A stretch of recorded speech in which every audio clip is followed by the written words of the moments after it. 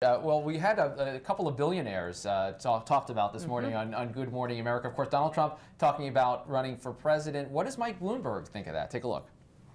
America's a wonderful country. Everybody that's born here and is over 35 has the opportunity. I know Donald Trump. He's a great guy.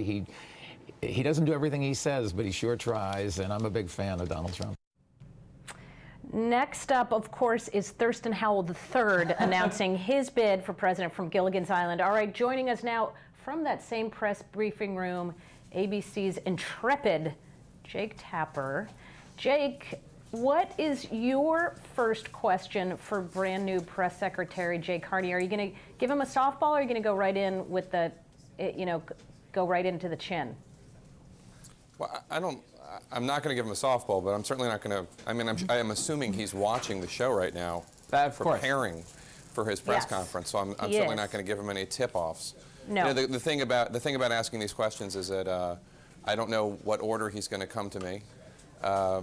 Traditionally, Gibbs has followed precedent by going with the AP reporter, then the Reuters reporter, and then he usually either called on me or CNN. And I'm not sure what Carney's going to do. I got called on like 13th yesterday at the press conference, so he obviously likes switching it up a little. New era and new traditions. Jake, I want to ask you about that press conference. And you counted it up in your piece on World News last night. 11 times that the president used the word conversation. And it seems like the White House was backing down just a little bit from the rhetoric of a day earlier. Look, we've made these tough choices, and say, we're trying to open the door to conversations. Do you get any sense of when these conversations are going to begin and whether they're going to be serious ones? I don't know. It seemed as though from my conversations with White House officials yesterday that they were waiting for the my conversations. They were waiting for the House Republicans to introduce their entitlement reform proposals, which would come, I guess, with their budget in April, so that they were just kind of waiting to see what Boehner, Kirk et al. would propose. I don't really sense that there's any rush to have a conversation about reducing or trimming or adjusting or whatever, Medicare, Medicaid, Social Security benefits. I don't think there's any eagerness at all. And of course, there hasn't been for decades in this town in terms of taking the issue of entitlement seriously. Well, you talk about this too the other day, Jake, the fact that we heard a lot about conversations, but then just a few minutes later, the president issuing a veto threat on the current budget, this current year budget, the CR. Is that a really good way to start a conversation? By offering a threat?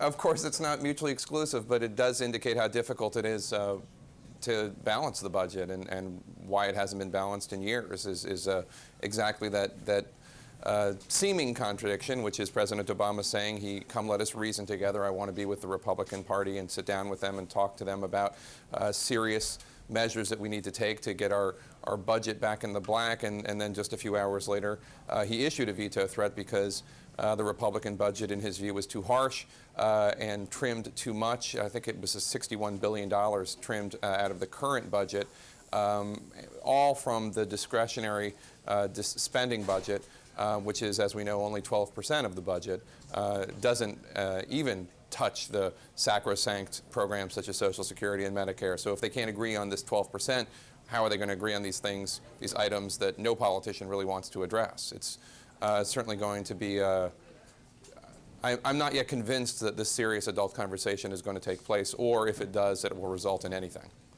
Right. And Jake, of course, with this year's budget proposal, the administration officials fanning out on Capitol Hill, Jack Lew in particular, taking a beating from members of Congress, really of both parties. Is there anything the White House is going to do to try to marshal support on Capitol Hill for these specific budget plans, or is this more of a statement of principles that, let Congress work its will when it comes to spending, and we'll have to make a judgment when it comes to it? I mean, we'll have to see. The Obama for America, formerly known as Obama for America, now called Organizing for America, DNC list, sent out an email in which they talked about the principles of the budget represents, investments in education, investments in innovation, that sort of language. And yet they also talk about, taking fiscal responsibility seriously. We should point out that at no point in the president's 10-year budget projection does the government ever spend less than it's taking in. At every time it spends more. President Obama said during his press conference yesterday that they live within their means, and he was pointing to the fact that I think if you go to the 2017, 2016, and there, the billions of dollars that they are spending in the red is not being spent on new programs. It's being spent on interest on the debt. That's certainly an interesting definition of living within our means if you're still spending hundreds of billions of dollars in interest on the debt. But in any case, that's the principle he's fighting for.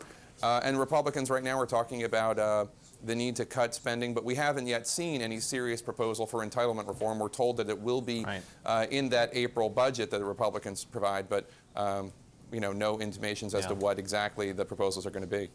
And as you say, neither side eager to take that first step. Jake Tapper, our senior White House correspondent, joining you from the briefing room about 50. Go get that question ready for that Carney guy. Let's see what this is all I have about. it ready. Right, I'm just not telling you what it is. Oh, all right. Well, Fair email enough. me secretly.